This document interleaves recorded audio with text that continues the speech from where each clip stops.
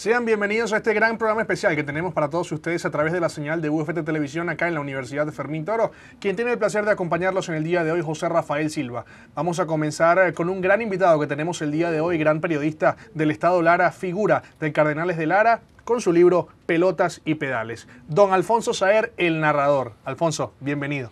Muchas gracias, José Rafael, muy amable.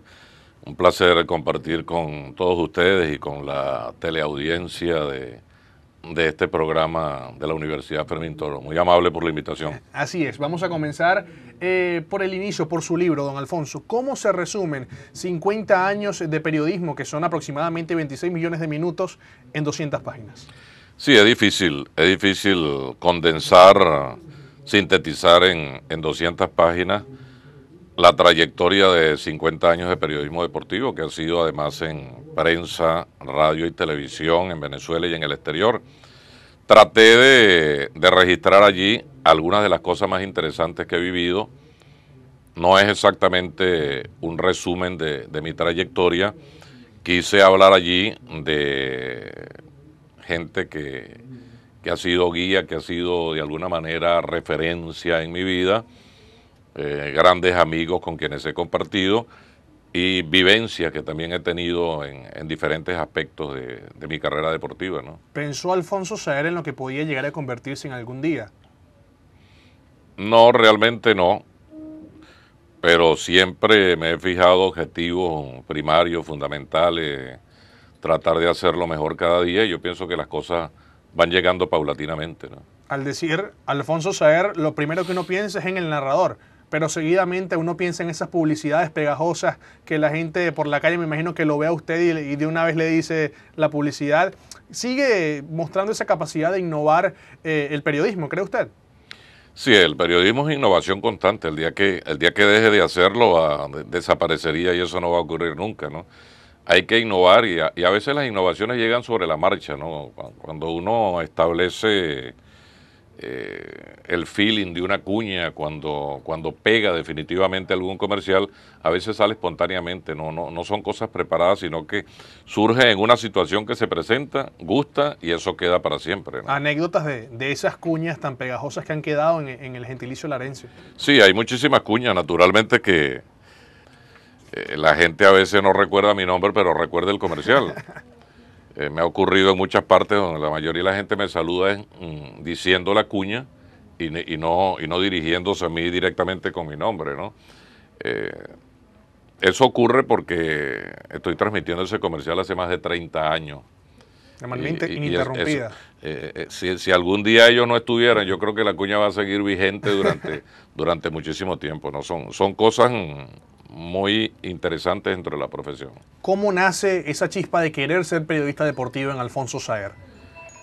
Bueno, definitivamente la chispa nació de mi juventud, cuando yo era un niño, comencé a hacer narraciones deportivas, comencé a sentir una particular atracción por el medio. Yo devoraba los periódicos, las revistas, coleccionaba barajitas, recortaba cosas que yo creía que eran interesantes.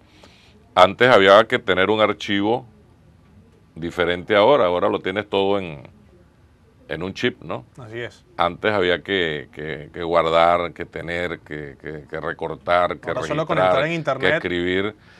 No tenías la disponibilidad de internet en ningún momento. Entonces eran otros tiempos, pero sentí que había una vocación. Esas son cosas que vienen con uno, ¿no? En cualquier ámbito que uno se le presente en la vida, uno siempre tiene un ídolo, ¿no? Un modelo a seguir en esa profesión. ¿Cuál fue el ídolo? ¿Cuál fue el modelo a seguir para Alfonso Saer en el periodismo deportivo? Yo siempre seguía mucho las narraciones de Delio Amado León, que era en aquellos años 60, 50 y 60, era la gran figura de la narración en béisbol y en boxeo particularmente. También